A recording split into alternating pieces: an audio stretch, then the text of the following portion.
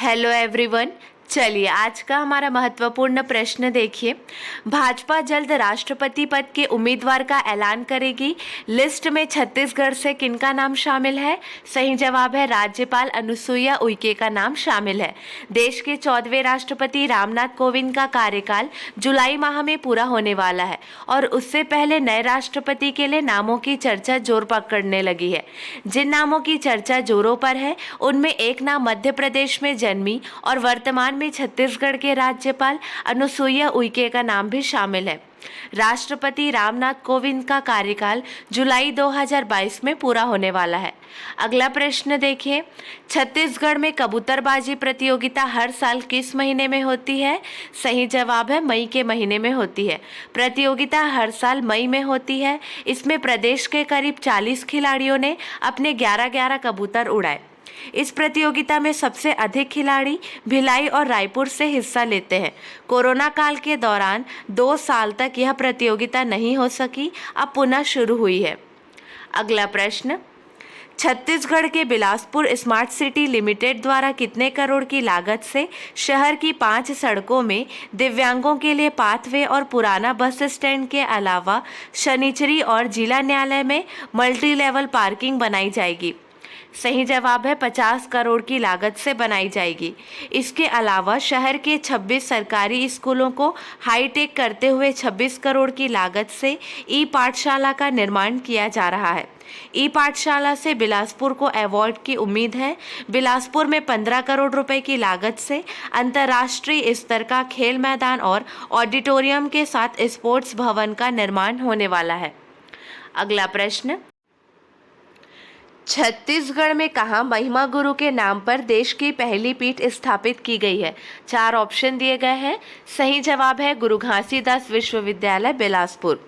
छत्तीसगढ़ में गुरु घासीदास विश्वविद्यालय में महिमा गुरु के नाम पर देश की पहली पीठ स्थापित की गई है।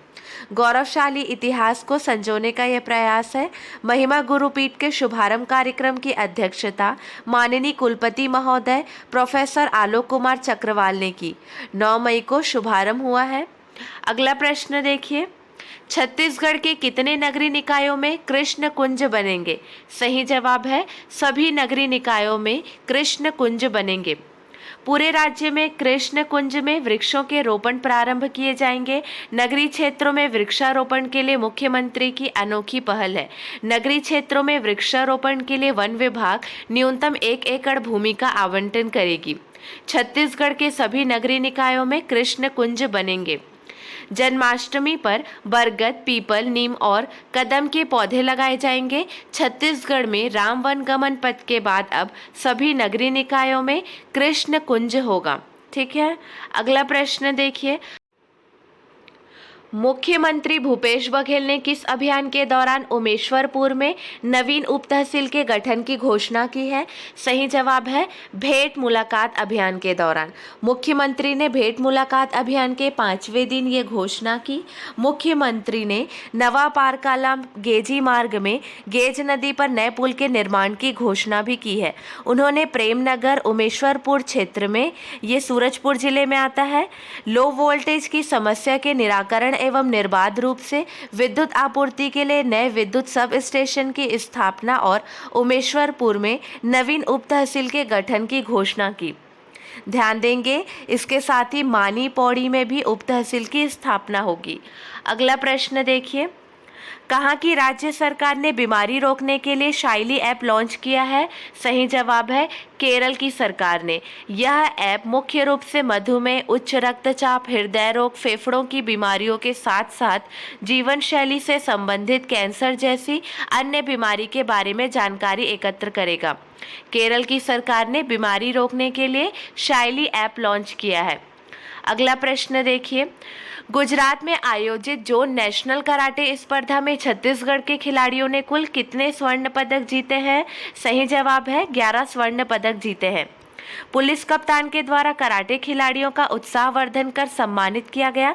गुजरात के आनंद शहर में आयोजित दूसरी जोन नेशनल कराटे प्रतियोगिता का आयोजन 29 अप्रैल से 3 मई तक आयोजित की गई। कबीरधाम जिले के कराटे खिलाड़ियों ने गुजरात में आयोजित दूसरे जोन नेशनल कराटे प्रतियोगिता में हिस्सा लेकर जिले को गौरवान्वित करते हुए 3 रजत के साथ 5 कांस्य पदक प्राप्त किया। क्लियर है। अगला प्रश्न देखिए, नोनी सशक्तिकरण सहायता योजना के तहत छत्तीसगढ़ के ऐसे श्रमिक जिनके 2 बेटियों की आयु सीमा 18 से 21 वर्ष है, उन्हें कितने रुपए की एक मुश्त सहायता राशि मिलेगी? सही जवाब है 20-20 हजार रुपए की एक मुश्त सहायता राशि मिलेगी। इससे पहले आयु सीमा न्यूनतम 18 वर्ष और अधिकतम 18 वर्ष 6 महीने रखी गई थी। मुख्यमंत्री भूपेश बघेल ने 26 जनवरी 2022 को इस योजना की घोषणा की थी। अब आयु सीमा को 21 वर्ष तक के लिए बढ़ा दिया गया है। अगला प्रश्न, इस वर्ष छत्तीसगढ़ के कितने जिलों में राष्ट्रीय कृमि मुक्ति कार्यक्रम चलाया जाएगा? सही जवाब है 24। राष्ट्रीय कृमि मुक्ति कार्यक्रम के दौरान कृमि से बचाव के लिए 1 से 19 वर्ष के बच्चों को एल्बेंडाजोल की गोली खिलाई जाएगी। राष्ट्रीय कृमि मुक्ति कार्यक्रम 5 मई से 10 मई तक चलाया जाएगा। इस वर्ष राज्य के 24 जिलों के 84.92 लाख बच्चों एवं किशोर किशोरियों को, जो कि 1 से 19 वर्ष के होंगे, उन्हें कृमि से बचाव के लिए एल्बेंडाजोल की गोली खिलाई जाने का लक्ष्य रखा गया है। अगला प्रश्न देखिए, मुख्यमंत्री भूपेश बघेल ने छत्तीसगढ़ के बलरामपुर में किस नदी में पुलिया बनाने की घोषणा की है? सही जवाब है सासू नदी में पुलिया बनाने की घोषणा की है। अगला प्रश्न, मुख्यमंत्री भूपेश बघेल ने कहा नर्सिंग महाविद्यालय का शुभारंभ किया? सही जवाब है रामानुजगंज विधानसभा के कंचनपुर में शुभारंभ किया, जो कि बलरामपुर जिले में आता है। 2022-23 के शिक्षा सत्र से 60 विद्यार्थियों की क्षमता के साथ महाविद्यालय में नर्सिंग की पढ़ाई शुरू हो जाएगी। अगला प्रश्न, पहली बार राजधानी के बाहर से मुख्यमंत्री बघेल ने गोधन न्याय योजना की राशि जारी की। उन्होंने गोधन न्याय योजना के हितग्राहियों को कितने रुपए का भुगतान किया? सही जवाब है 10.70 करोड़ रुपए का भुगतान किया।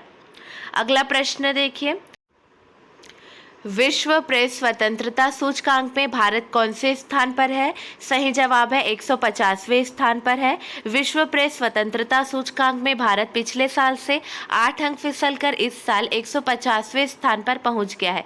विश्व की मीडिया पर नजर रखने वाली अंतर्राष्ट्रीय संस्था रिपोर्टर सैन्य फ्रंटियर्स के सूचकांक में नेपाल को छोड़कर बाकी भारत के पड़ोसी देशों का भी स्थान नीचे गिरा है। नेपाल 30 अंक चढ़कर 76वें स्थान पर पहुंच गया है।